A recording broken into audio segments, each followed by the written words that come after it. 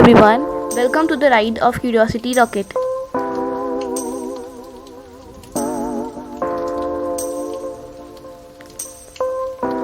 Today's topic is black hole. Black holes are one of the most curious and interesting things to discover in space. A region of space composed of super densely packed matter that with a very high gravitational force that nothing, not even light, can escape it. A region in the space with very high gravitational force and density that nothing, not even electromagnetic radiations like light, could escape.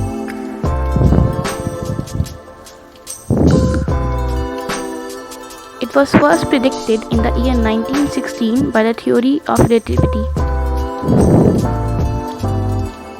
We showed that when a star dies, it leaves a small, dense, remnant core.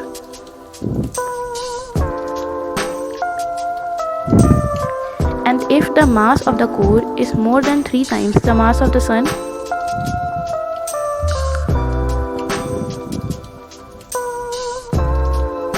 the force of gravity overtakes all other forces and produces a black hole.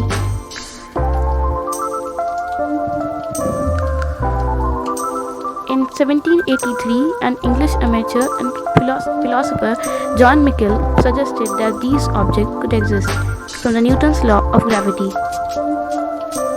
And despite being invisible, such objects might reveal themselves if they happen to have a star in orbit around them.